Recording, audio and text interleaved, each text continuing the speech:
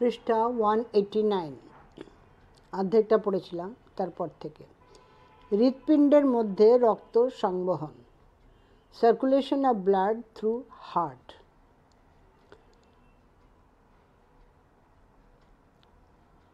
চিত্র 8.5-এ রেখাচিত্র দিয়েছে arrow mark দিয়ে। হৃৎপিণ্ডের মধ্য দিয়ে রক্ত সংবহনের ছক।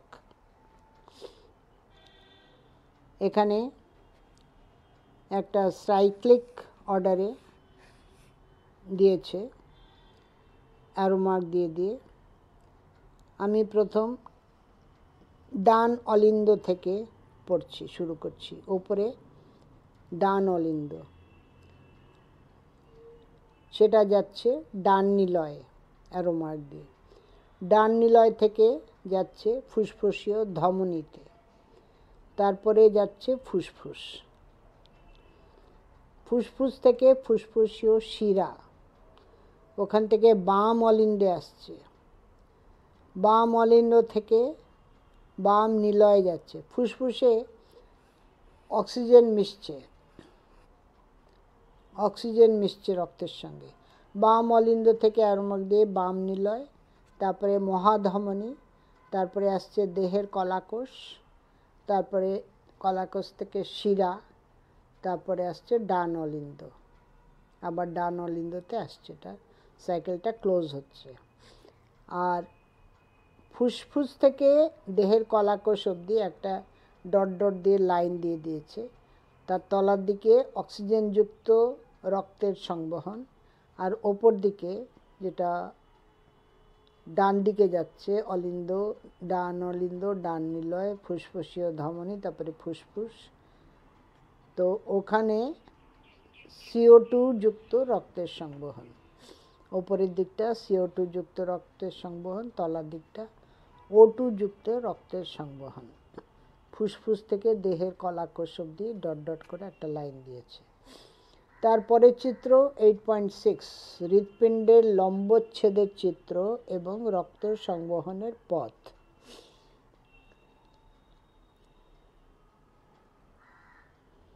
এটা ডান অলিন্দ, ডান নিলয়। ত্রিপত্র কপাটিকা দিয়েছে।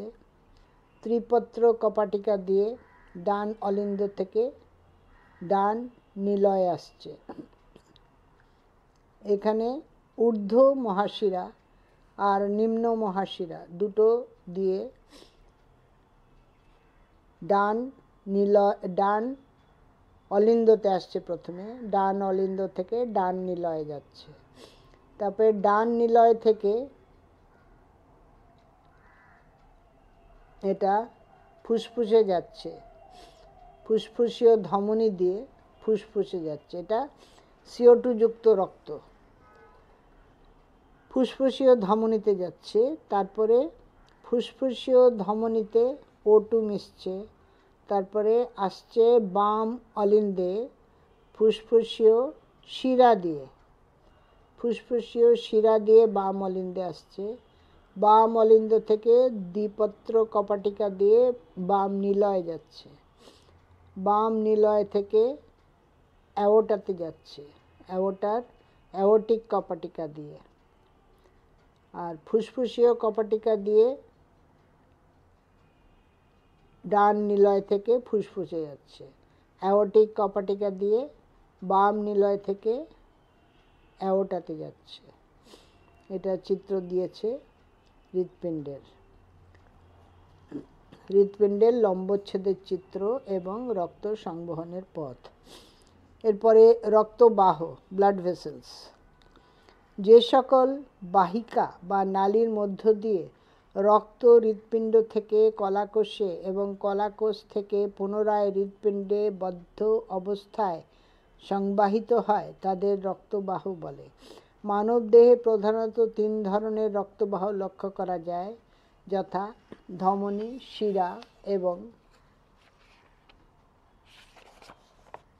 জালক। Next page 190। বিভিন্ন প্রকার রক্তবাহের সংক্ষিপ্ত বর্ণনা নিচে ছকের সাহায্যে উপস্থাপিত হলো। চারটে কলম, প্রথমটা আর শেষটা ছোট ছোট, মাঝের দুটো বড়। প্রথমটা রক্তবাহ, তারপরেটা কলাস্থানিক গঠন, তারপরে মানবদেহের কয়েকটি পরিচিতি উদাহরণ। এটা দুভাগে আবার ভাগ করেছে, একদিকে চিত্র, তারপরে উদাহরণ। তার লাস্টটা হচ্ছে কাজ। প্রথম রক্তবাহ ধমনী, আর্টেরি, ARTERY। কলাস্থানিক গঠন, ধমনী প্রাচীর বাইরের দিক থেকে তিনটি স্তর দ্বারা গঠিত, যথা তিনটি স্তর: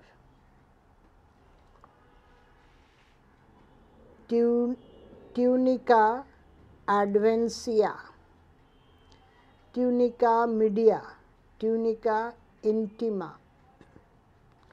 ছবি দিয়েছে এখানে তিনটে স্তর।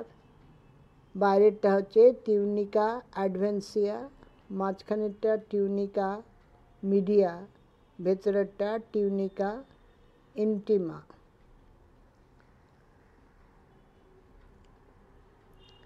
পরিচিতি, মানবদেহের কয়েকটি পরিচিতি উদাহরণ: থোরাসিক অ্যাওর্টা, করোনারি অ্যাওর্টা 2 নম্বর, এগুলো আর্টারির উদাহরণ। ইসোফেজিয়াল অ্যাওর্টা 4 নম্বর, ইন্টারকস্টাল অ্যাওর্টা 5 নম্বর, প্ল্যান্টার আর্চ। কাজ, বিশুদ্ধ রক্ত অক্সিজেনযুক্ত লেখা পরিবহন করা। তারপরে দিয়েছে শিরা, কলাস্থানিক গঠন, ধমনীর মতো শিরার প্রাচীর বাইরের দিক থেকে তিনটি স্তর দ্বারা গঠিত, যথা টিউনিকা অ্যাডভেন্সিয়া, 2 নম্বর টিউনিকা মিডিয়া, 3 নম্বর টিউনিকা ইন্টিমা। এটারও একই তিনটে, কিন্তু এগুলো পাতলা পাতলা। মাঝখানের লুমেনটা, মাঝখানে যেখান দিয়ে রক্ত প্রবাহ হচ্ছে সেখানটা বড় জায়গা, আর্টারিতে ধমনীতে খুব ছোট্ট। পরিচিত উদাহরণ: inferior vena cava, renal vein, hepatic vein, facial vein, superior vena cava. দুটো ইনফেরিয়ার ভেনা কাভা আর সুপিরিয়র ভেনা কাভা, দুটো বড় বড় ভেন, যা দিয়ে রক্ত কার্বন ডাইঅক্সাইড যুক্ত রক্ত রাইট অরিকলে আসছে। নিলয় না তো কি বলে ওটাকে, অলিন্দ, ডান অলিন্দতে আসছে। ইনফেরিয়ার ভেনা কাভা দিয়ে তলা থেকে, সুপিরিয়র ভেনা কাভা থেকে দিয়ে ওপর থেকে। আর সেফালিক ভেন, এগুলো উদাহরণ দেওয়া হলো। কাজ, দূষিত CO2 যুক্ত রক্ত পরিবহন করা। তারপরে জালক, ক্যাপিলারিজ, CAPILLARIES। রক্ত জালকের প্রাচীর পাতলা এবং একস্তরী এন্ডোথেলিয়াম কোষ দ্বারা গঠিত। জালকের ছবি দিয়েছে, এন্ডোথেলিয়াম কোষ, আর বিভিন্ন স্তর কিছু লেখেনি, আর পাতলা। কয়েকটি পরিচিতি উদাহরণ: গ্লোমেরুলাস, গ্লোমেরুলাসটা কিডনিতে। চোখের স্ক্লেরা অংশের রক্তজালক। 3 নম্বর, ভাসা ভেসোরাম, ভাসা হাইফেন ভেসোরাম, ভয় আকার দন্তেশ্বয় আকার, হাইফেন ভেসোরাম, ভয় একার দন্তেশ্বয় ওকার, রয় আকার ম। কাজ, বিশুদ্ধ এবং দূষিত উভয় প্রকার রক্তের পরিবহন ঘটায়। 2 রকম, অক্সিজেন মেশানো, কার্বন ডাইঅক্সাইড মেশানো।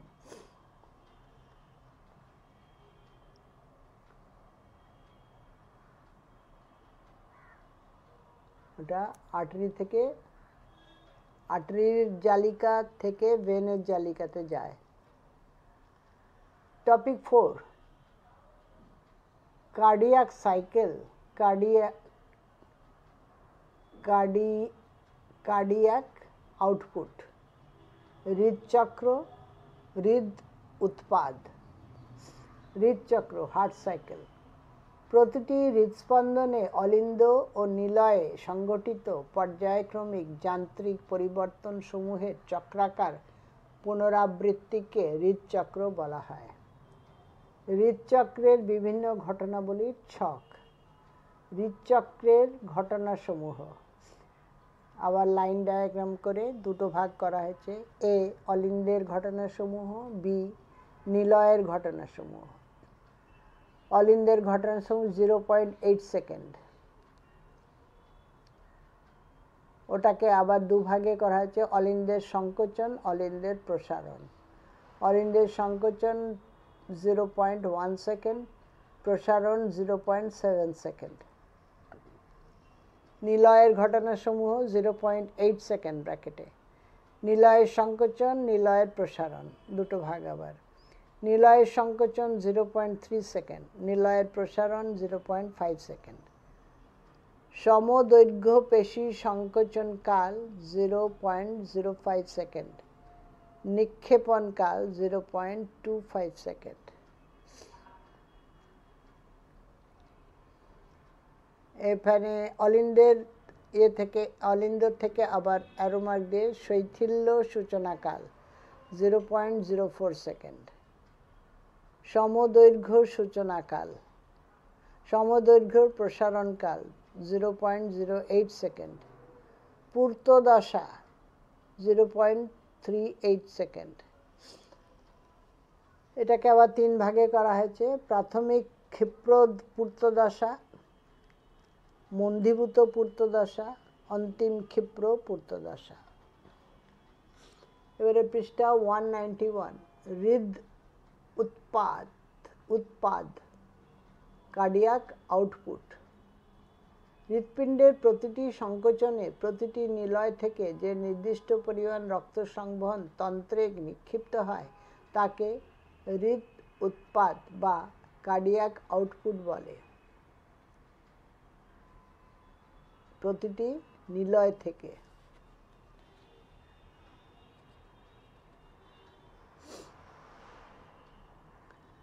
হৃদ উৎপাদকে দুভাগে প্রকাশ করা যায়। 1 নম্বর ঘাত পরিমাণ, স্ট্রোক ভলিউম।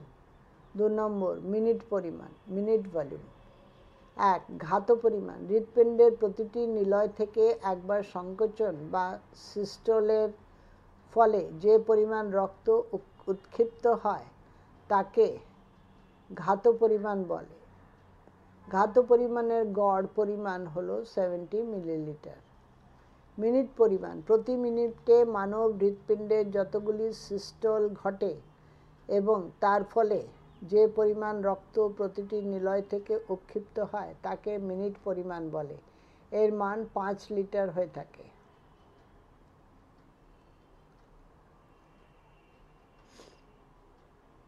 এখানে চিত্র, হৃদচক্র একটা চিত্র দেওয়া আছে, ওটা আমি পড়ছি না, তোমাদের বোঝানো মুশকিল হবে এই চিত্র। এবারে টপিক 5, ব্লাড প্রেশার, রক্তচাপ। রক্তচাপের সংজ্ঞা, ডেফিনেশন অফ ব্লাড প্রেশার। রক্তবাহের মধ্যে দিয়ে প্রবাহিত হওয়ার সময় রক্তবাহের প্রাচীরে যে পার্শ্বচাপ প্রয়োগ করে তাকে রক্তচাপ বা ব্লাড প্রেশার, সংক্ষেপে বিপি বলে।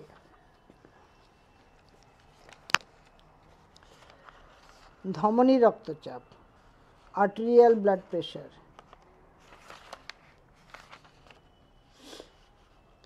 ধমনীতে প্রবাহমান রক্ত ধমনী গাত্রে ব্র্যাকেটে আর্টেরিয়াল ওয়াল যে পার্শ্বচাপ প্রয়োগ করে তাকে ধমনী রক্তচাপ বলে। রক্তচাপ বলতে সাধারণভাবে ধমনী রক্তচাপকেই বোঝায়।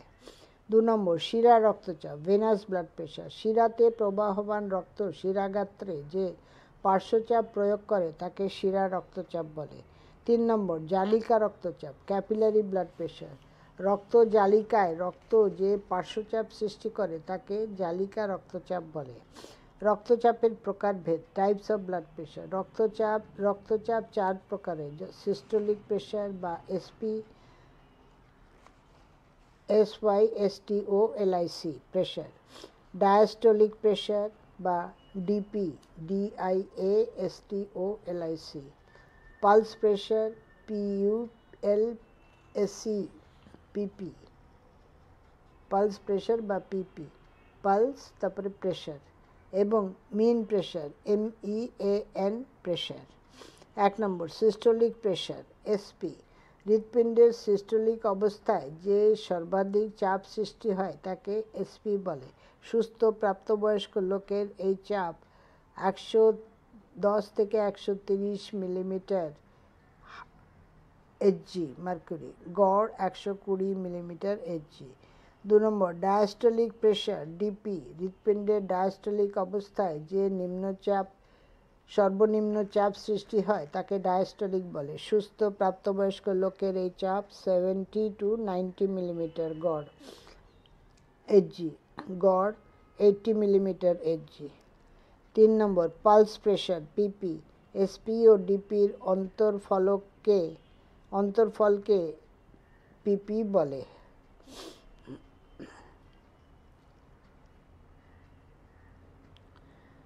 মিন প্রেশার, সিস্টোলিক ও ডায়াস্টোলিক চাপের গাণিতিক গড়কে এমপি বলে।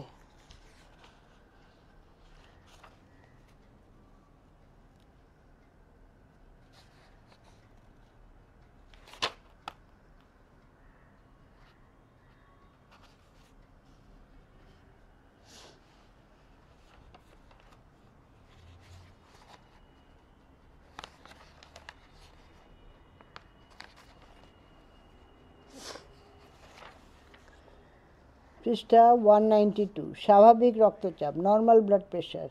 সংকোচী ও প্রসারী চাপের গড় মান যথাক্রমে 110 to 120 মিলিমিটার Hg এবং 70 to 80 millimetre Hg।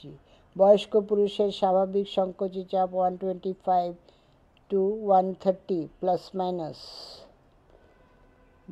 15 millimetre Hg, plus minus 15 হতে পারে। এবং প্রসারী চাপ 70 to 90 মিলিমিটার Hg। বয়স্ক স্ত্রীলোকের ক্ষেত্রে উভয় চাপই 5 মিলিমিটার কম।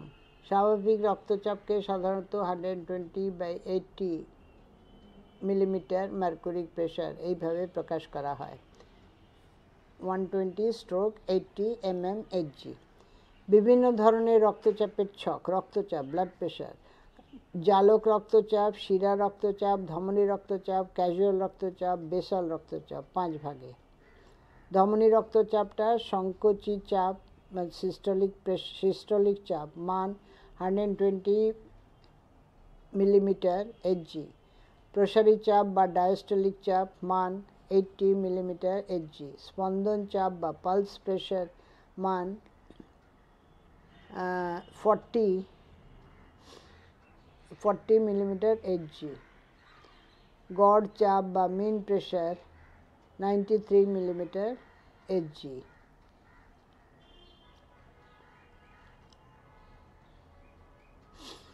টপিক 6, ব্লাড ট্রান্সফিউশন, রক্ত সঞ্চালন, ব্লাড ট্রান্সফিউশন ব্র্যাকেটে।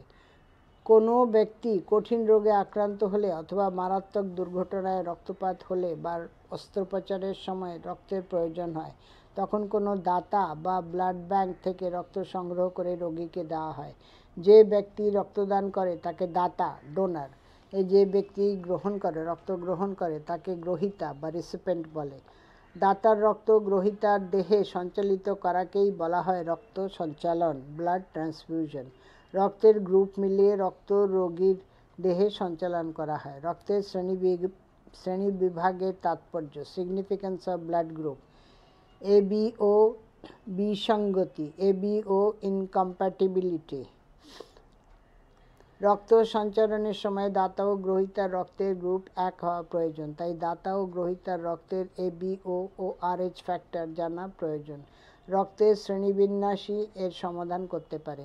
যদি দাতা এবং গ্রহীতার রক্তের গ্রুপ এক না হয় তাহলে সেই অবস্থাকেই ABO বিসঙ্গতি বলা হয়। বর্তমানে রক্ত সঞ্চালনের ক্ষেত্রে চিকিৎসকরা সার্বজনীন দাতা ও সার্বজনীন গ্রহীতা এই ধারণা থেকে দাতা ও গ্রহীতার সমগ্রুপকেই বেশি নিরাপদ বলে মনে করেন। সুতরাং এবিও ব্লাড গ্রুপ এবং আরএইচ ফ্যাক্টর রক্ত সঞ্চালনের পূর্বে অবশ্যই এক হওয়া দরকার। ক্রস ম্যাচিং, CROSS MATCHING, যে পদ্ধতিতে কোনো ব্লাড গ্রুপের রক্ত অন্যান্য জানা ব্লাড গ্রুপের রক্তের সঙ্গে মিশিয়ে হিমোলাইসিস ঘটিয়ে রক্তের গ্রুপ নির্ধারণ করা হয় তাকে ক্রস ম্যাচিং বলে। মারাত্মক দুর্ঘটনায় আঘাতপ্রাপ্ত ব্যক্তিকে রক্ত সঞ্চালন করতে হলে যদি ওই ব্যক্তি রক্তের গ্রুপ না জানেন, তখন তা জানার জন্য এই পদ্ধতির সাহায্য নেওয়া হয়। অর্থাৎ ক্রস ম্যাচিং পদ্ধতিতে সহজে রক্তের গ্রুপ নির্ধারণ করা যায়। হিমোলাইসিস, HEMOLYSIS, মানুষের malignant malaria, syphilis, sickle cell anaemia, thalassaemia প্রভৃতি রোগ হলে লোহিত রক্তকণিকাগুলি জমাট বেঁধে বিদারিত হওয়ার পদ্ধতিকে হিমোলাইসিস বলে। এই হিমোলাইসিস পদ্ধতি ওপরের রোগগুলোকে সহজেই শনাক্ত করে। আবার এক ব্লাড গ্রুপের রক্ত অন্য গ্রুপের রক্তের সঙ্গে মেশালেও লোহিত রক্তকণিকাগুলো জমে গিয়ে হিমোলাইসিস ঘটায়। দুটি রক্তের মিশ্রণে হিমোলাইসিস ঘটলে তা ভিন্ন গ্রুপকে সূচিত করে। পেজ 193, রক্তদান সংক্রান্ত ভ্রান্ত ধারণা, মিসকনসেপশন অ্যাবাউট ব্লাড ডোনেশন। রক্তদান মহৎ দান, কারণ রক্তদানের মাধ্যমে একজনের জীবন বাঁচানো সম্ভব, তাই রক্তদান জীবনদানের সমান। কিন্তু আমাদের দেশের শতকরা 3 জন মানুষ স্বেচ্ছায় রক্তদান করেন। অতীতকালে এবং বর্তমানে বহু মানুষ মনে করেন রক্ত দান করলে শরীরে রক্ত কমে যায়, মাথা ধরে, হৃদরোগে আক্রান্ত হওয়ার প্রবণতা থাকে ইত্যাদি ইত্যাদি। রক্তদানের পর কিছুক্ষণ মাথা ঝিমঝিম করা, দুর্বল বোধ হওয়া প্রভৃতি লক্ষণ দেখা গেলেও রক্তদানের ক্ষেত্রে কোনো সমস্যা দেখা যায় না। দেখো, আমাদের দেহে যে পরিমাণ রক্ত শারীরিক প্রয়োজনে কাজে লাগে তার থেকেও 500 মিলিলিটার প্রায় ব্র্যাকেটে রক্ত উদ্বৃত্ত থাকে। তাই ওই বাড়তি রক্ত থেকে রক্তদান করলে শরীরের কোনো ক্ষতি হয় না, কারণ নির্দিষ্ট সময় অন্তর রক্তের বিভিন্ন উপাদান এমনিতেই নষ্ট হয়ে যায়। রক্তদান করার পর শরীরে ঘাটতি রক্ত 21 দিনের মধ্যে পূর্ণ হয়ে যায়। তাই রক্তদানের সামান্য ক্ষতির চেয়ে অপরের জীবন বাঁচানো আমাদের অবশ্যই প্রয়োজন। তবেই তো সকলের তরে সকলে আমরা, প্রত্যেকে আমরা পরের তরে। Topic 7, electrocardiogram. ইলেকট্রোকার্ডিওগ্রাম বাংলাতে লেখা, ব্র্যাকেটে বাংলাতে লেখা, ইলেকট্রো-কার্ডিওগ্রাম। ইলেকট্রোকার্ডিওগ্রাম ব্র্যাকেটে ইংরেজিতে আছে ইলেকট্রোকার্ডিওগ্রাম মানবদেহের ওপরের তলে তড়িৎদ্বার বসিয়ে হৃৎপিণ্ডের তড়িৎ সক্রিয়তার যে লেখচিত্র সৃষ্টি করা হয় তাকে ইলেকট্রোকার্ডিওগ্রাম বা সংক্ষেপে ইসিজি বলা হয়। ইসিজি স্বাভাবিক লেখচিত্র থেকে প্রাপ্ত তরঙ্গসমূহ। ইলেকট্রোকার্ডিওগ্রামের স্বাভাবিক লেখচিত্রে পি, কিউ, আর, এস, টি এবং ভি তরঙ্গ দেখা যায়। যদিও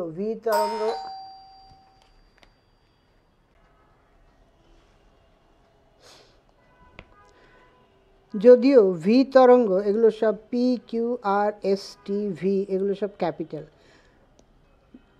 যদিও ভি তরঙ্গ অনেকের ক্ষেত্রে লক্ষ্য করা যায় না, কারণ এটি কিউ আর এস টি তরঙ্গ দ্বারা ঢাকা পড়ে যায়। এই তরঙ্গগুলির মধ্যে পি তরঙ্গ অলিন্দের বিষমবর্তন এবং কিউ আর এস, এই 3টি তরঙ্গ সম্মিলিতভাবে নিলয়ের বিষমবর্তনকে নির্দেশ করে।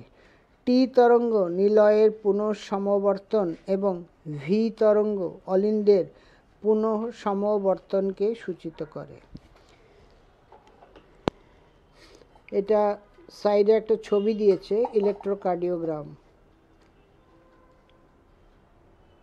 অলিন্দের সিস্টল, ওটা হচ্ছে পি।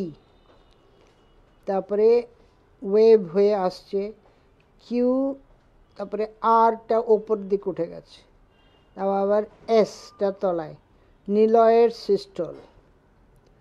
তারপরে আবার যাচ্ছে ওয়েভের মতো টি, টিটা হচ্ছে diastole.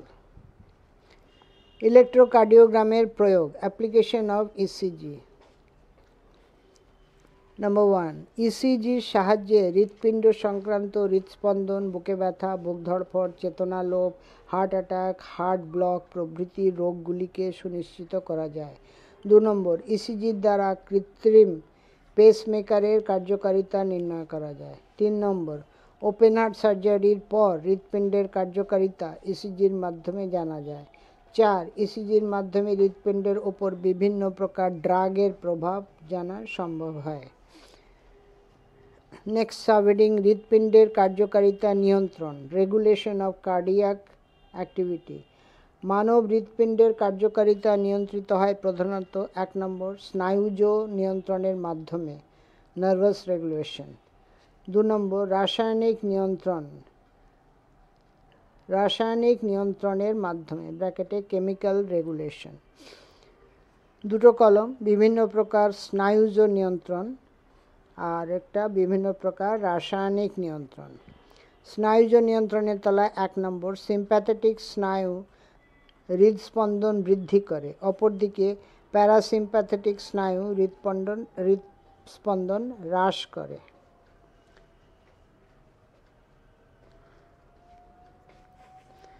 2 number, carotid sinus, CAROTID SINUS, aortic arch, AORTIC ARCH, এবং আন্তঃক্যারোটিড ধমনীর অন্তঃপ্রাচীরে অবস্থিত ব্যারোরিসেপ্টর চাপ গ্রাহক রূপে কাজ করে ধমনীর চাপ নিয়ন্ত্রণ করে। 3 নম্বর, অ্যাওর্টিক আর্চ থেকে স্নায়ু স্পন্দন ভেগাস নার্ভের মধ্য দিয়ে মেডুলা অবলঙ্গটায় পৌঁছায়। আর এদিকে বিভিন্ন প্রকার রাসায়নিক নিয়ন্ত্রণ। 1 নম্বর, নর অ্যাড্রিনালিন, NOR-ADRENALIN, বা নর এপিনেফ্রিন হরমোন সাধারণ অবস্থায় রক্তচাপ নিয়ন্ত্রণ করে থাকে। 2 নম্বর, অ্যাড্রিনালিন হরমোন বিশেষ অবস্থায় হৃদস্পন্দনের হার বৃদ্ধি করে। 3 নম্বর, অ্যাঞ্জিওটেনসিন 2 রোমান লেটারে 2 এর প্রভাবে সৃষ্টিপ্রাপ্ত অ্যালডোস্টেরন হরমোন রক্তচাপ বৃদ্ধি করে থাকে। পৃষ্ঠা 193 শেষ হলো, এরপরে 194। নিচে ছকের সাহায্যে hypertension, coronary artery, angina pectoris, ANGINAPECTORIS, and heart failure রোগের সংক্ষিপ্ত বর্ণনা করা হলো।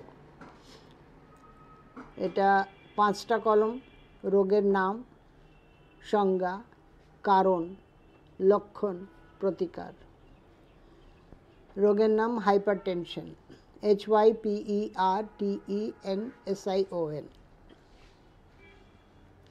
সংজ্ঞা, হাইপারটেনশনের নেক্সট কলম হচ্ছে সংজ্ঞা। দীর্ঘদিন ধরে রক্তচাপ স্বাভাবিকের চেয়ে বেশি থাকলে যে রোগের সৃষ্টি হয় তাকে অধিক রক্তচাপ বা হাইপারটেনশন বলে। কারণ, বৃক্কের অসুখ, অ্যাড্রিনাল মেডালার অধিক ক্ষরণ, গ্লুকোকর্টিকয়েড গ্লুকোকর্টিকয়েড হরমোনের অধিক ক্ষরণ প্রভৃতি কারণে হাইপারটেনশন হয়ে থাকে। গ্লুকোকর্টিকয়েড সবই কিডনির, বৃক্কের অসুখ, অ্যাড্রিনাল মেডেলার অধিক ক্ষরণ, গ্লুকোকর্টিকয়েড হরমোনের অধিক ক্ষরণ প্রভৃতি কারণে হাইপারটেনশন হয়ে থাকে। লক্ষণ: 1 নম্বর, হৃৎপেশির কার্যকারিতা বেড়ে যায়। 2 নম্বর, রক্তবাহ ছিঁড়ে যাওয়া। 3 নম্বর, পক্ষাঘাত এবং স্মৃতিশক্তি হ্রাস পাওয়া। প্রতিকার: 1 নম্বর, নিয়মিত ওষুধ সেবন করা। 2 নম্বর, ধূমপান না করা। 3 নম্বর, মানসিক দুশ্চিন্তা বন্ধ করা। 4 নম্বর, নিয়মিত শারীরিক পরিশ্রম করা। এরপরে নেক্সট, করোনারি আর্টারি রোগ, করোনারি আর্টারি ডিজিজ,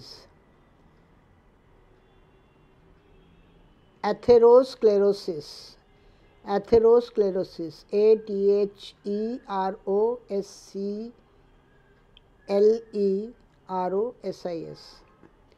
সংজ্ঞা: করোনারি ধমনীর পথ অবরুদ্ধ হলে করোনারি সংবহন তন্ত্রে রক্ত চলাচল কমে যায়, ফলে যে অসুখের সৃষ্টি হয় তাকে করোনারি আর্টারি রোগ বলে। কারণ: করোনারি ধমনীতে থ্রম্বাস সৃষ্টি হওয়া, রক্ত সংবহন নালিকার সংকোচন হওয়া ইত্যাদি। লক্ষণ: রক্ত সঞ্চালন বাধা পায়। 2, মায়োকার্ডিয়াল ইনফার্কশন ঘটে, ইনফার্কশন, ন ফয়াকার কয় রেফ তালিবস্য ন। 3 নম্বর, বুকে ব্যথা হয়। প্রতিকার: অত্যধিক চর্বি জাতীয় খাদ্য বর্জন করা।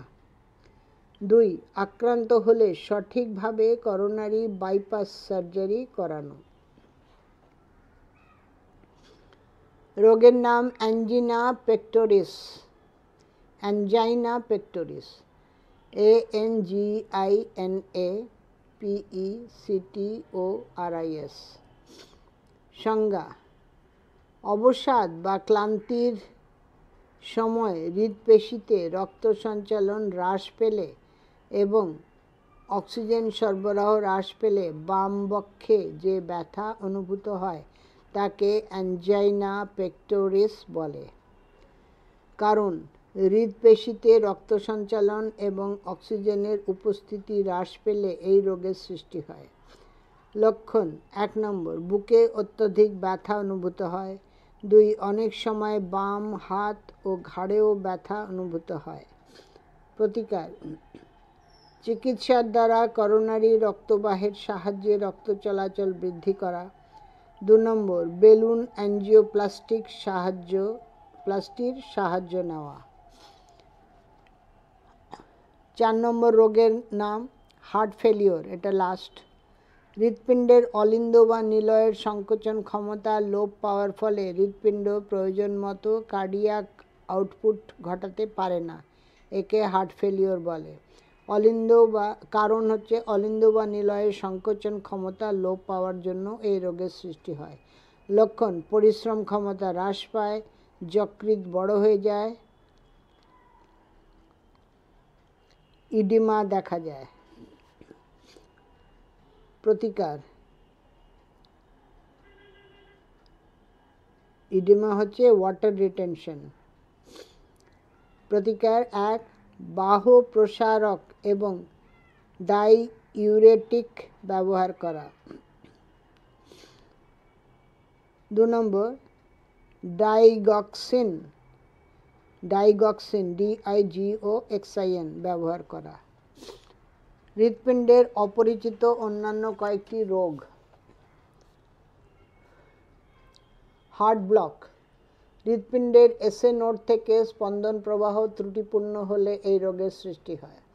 হার্ট অ্যাটাক, হৃৎপিণ্ডের করোনারি ধমনী কোনো কারণে অবরুদ্ধ হলে হৃৎপেশির মৃত্যু ঘটে, ফলে এই রোগের সৃষ্টি হয়। করোনারি থ্রম্বোসিস, করোনারি ধমনীতে থ্রম্বাস গঠিত হলে এই রোগের সৃষ্টি হয়। স্ট্রোক, রক্তবাহ বিদীর্ণ হওয়ার ফলে উচ্চ রক্তচাপের জন্য অথবা দুর্ঘটনায় বিদীর্ণ কিংবা মস্তিষ্কে রক্তবাহের অবরোধের ফলে স্ট্রোক হয়। কার্ডিয়াক অ্যারেস্ট, হঠাৎ হৃদস্পন্দন বন্ধ হওয়া জনিত রোগ। অ্যাওর্টিক রিগারজিটেশন,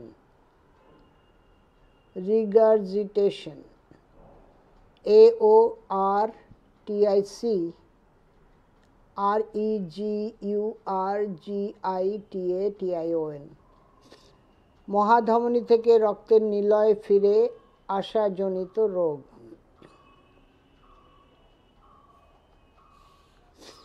নিলয় থেকে মহাধমনীতে যায়, আবার উল্টোটা এখানে, মহাধমনী থেকে রক্তের নিলয়ে ফিরে আসা জনিত রোগ, অ্যাওর্টিক রিগারজিটেশন। মিট্রাল রিগারজিটেশন, মিট্রাল ভালভ হচ্ছে বাঁদিকে, বাম অলিন্দ বাম নিলয়ে। মিট্রাল কপাটিকাগুলির ত্রুটির ফলে বাম নিলয়ের সংকোচনকালে বাম অলিন্দে রক্ত পুনঃপ্রবেশজনিত রোগ। আচ্ছা, অলিন্দ থেকে নিলয় আসে, এখানে নিলয় থেকে অলিন্দে চলে যাচ্ছে, ওটা ভালভটা, বাইকাস্পিড ভালভটা ডিফেক্টিভ হলে। মিট্রাল কপাটিকাগুলির ত্রুটির ফলে বাম নিলয়ের সংকোচনকালে বাম অলিন্দে রক্তের পুনঃপ্রবেশজনিত রোগ হয়। তারপরে আরবোরাইজেশন ব্লক, ARBORIZATION ব্লক। পারকেনজি তন্তুর উদ্দীপনার ফলে সংবহন ত্রুটিজনিত রোগ। কনজেস্টিভ হার্ট ফেলিওর, CONGESTIVE,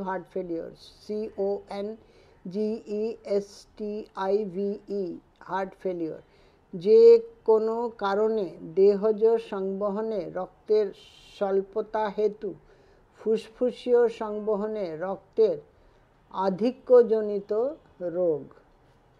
ফুসফুসে বেশি রক্ত যায়, ফুসফুসীয় সংবহনে রক্তের আধিক্যজনিত রোগ। তারপরে rheumatic heart disease, RHEUMATIC, heart disease. Rheumatic জ্বরের জন্য হৃৎপেশি ও কপাটিকার কাজ নষ্ট হওয়া জনিত রোগ। এই চ্যাপ্টারটি এখানেই শেষ হলো। এই ফাইলটি আমি এখানেই শেষ করছি। পরের ফাইলে অধ্যায় ভিত্তিক প্রশ্নোত্তর পড়ব।